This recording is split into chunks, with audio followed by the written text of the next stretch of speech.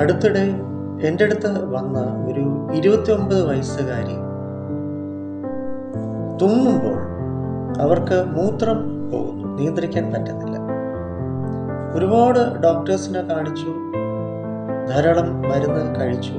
അത് കാണിക്കണം, തീർച്ചയായിട്ടും മെഡിക്കൽ ഹെൽപ്പ് നമുക്ക് ആവശ്യമാണ്. ക്ലിനിക്കലി എന്താണെങ്കിലും അത് ചെക്ക് ചെയ്യപ്പെടണം. ജീവശാസ്ത്രപരമായിട്ട് എന്തെങ്കിലും വിഷയമുണ്ടോ, ബയോ കെമിസ്ട്രി, നമ്മുടെ ഫിസിയോളജി, അനോട്ടമി ഒക്കെ അത്യാവശ്യം തന്നെയാണ്, വളരെ അത്യാവശ്യമാണ്. പക്ഷേ ഇത്രയൊക്കെ മരുന്ന് കഴിച്ചിട്ടും ഇത്രയൊക്കെ ചികിത്സ എടുത്തിട്ടും അവരുടെ ആ ഒരു അസ്വസ്ഥത മാറിയില്ല. പക്ഷേ ഞാനത് കണ്ടെത്തി വന്നപ്പോൾ അവരെ ഉള്ളിൻ്റെ ഉള്ളിൽ കിടന്ന ഒരു ഉത്കണ്ഠ ഭയമായിട്ട് വളരെ ചെറിയ പ്രായത്തിലുണ്ടായിരുന്ന ഒരു സംഗതിയാണ്.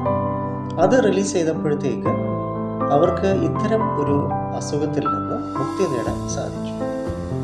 അപ്പോൾ നമ്മുടെ മനുഷ്യരിലുണ്ടാകുന്ന ഒരുപാട് അസുഖങ്ങൾക്ക് പിന്നിൽ ഇത്തരം കാരണങ്ങൾ ഉണ്ടായേക്കാം.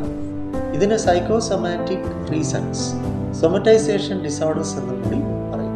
നമ്മുടെ മൈഗ്രെയിൻ തന്നെ അങ്ങനെയാണ്. അപ്പോൾ അതുകൊണ്ട് മാറാവ്യാധികളായിട്ട് അനുഭവിക്കുന്നവർക്ക് നമ്മുടെ മെഡിറ്ററ ഹോസ്പിറ്റൽ എൻ്റെ സൈക്കോളജി ഡിപ്പാർട്ട്മെൻറ്റിൽ സുരക്ഷിതമായിട്ട് ഔഷധരഹിതമായിട്ട് ഒന്ന് ശ്രമിച്ചു നോക്കൂ. നിങ്ങൾക്ക് നല്ലത് വരട്ടെ.